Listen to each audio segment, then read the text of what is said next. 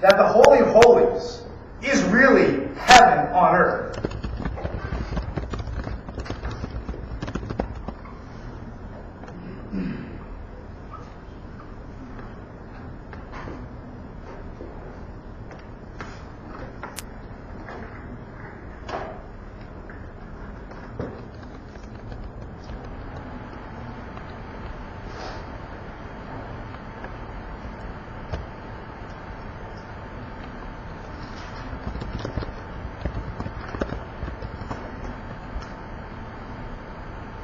So take a look with me at John, Gospel of John 14. So fourth Gospel, fourth book of the New Testament.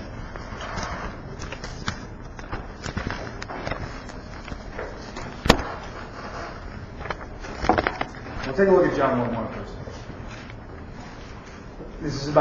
It's going to be about Jesus, about God becoming man in the incarnation. John, where was it?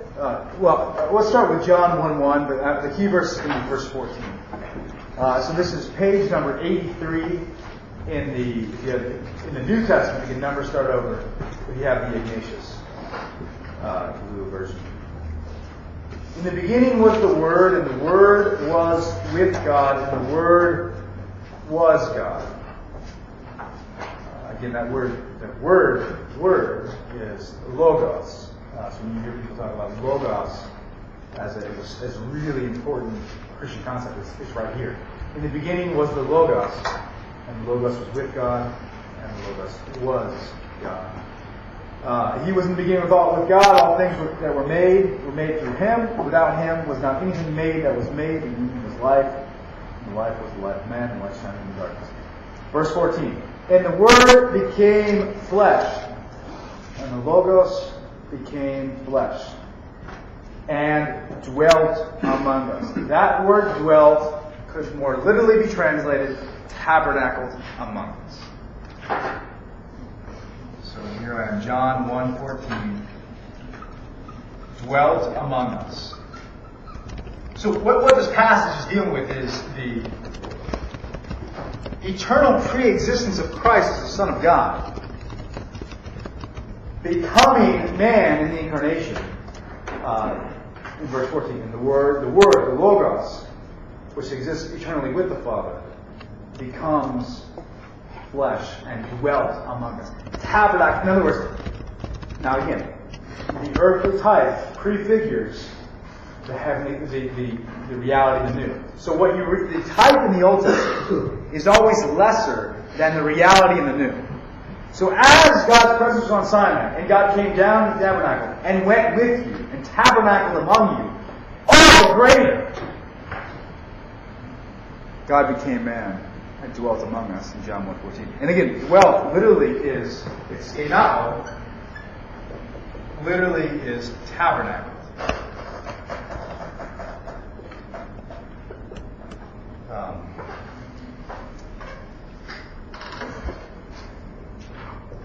That's the Greek word. To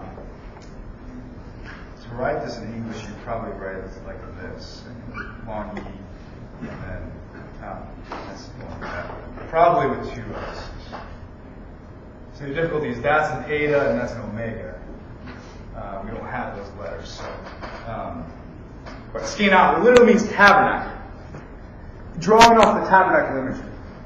So that in Christ, God's presence dwells bodily. God is in Christ in a special way. And again, how did the gospel writers teach that? You remember the tabernacle. Remember the ark. Remember how glorious that was. All the more so in the incarnation. God indeed has visited His people. Hearts. In that same way, it's like the Ark of the Covenant is like Mary. We'll talk about that. In Luke, we'll draw a series of parallels to suggest that very thing. In Revelation 11:19, John says, "Behold, I saw in heavenly liturgy, I saw the ark." Now, in context, the ark has been missing for some 500 years since the Babylonian exile. So he says, "I saw the ark," and then he goes in 12:1, and there is a woman, and this woman gives birth to the Messiah. Now, if you're an ancient Jew, you're saying, "Go back to the ark!" But John's probably saying, two ways of saying the same thing. Because this woman gives birth to the Messiah, and then she also has other children. Those are those who bear witness to Jesus and keep His commandments, namely all the Christians. Kind of a spiritual maturity. We'll get to that though. Okay. Let me just one other comment. One other passage. Mark 15:38.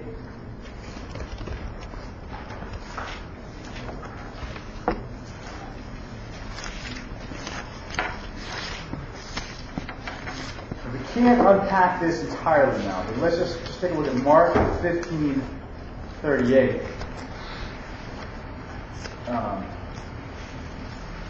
Passage that you maybe probably heard this something like this before. Mark 15:38. This is so on the death of Christ. Christ dies, and then it says, "And the curtain of the temple was torn in two from top to bottom."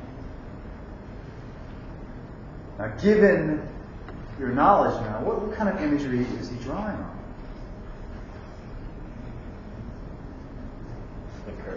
Exactly. Yeah. So this same construction is basically going to end up in the Temple of Solomon.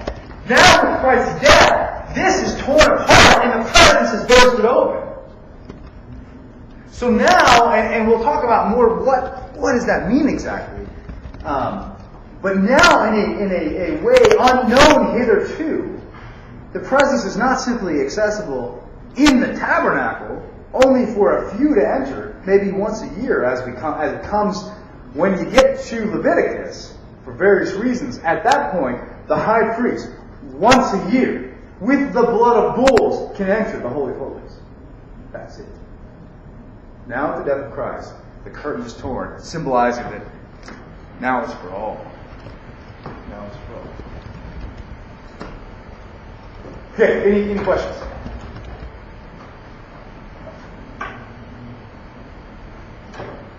Okay, what I want you to read for Tuesday is Exodus 32, 34, Numbers 13 and 14 and 25.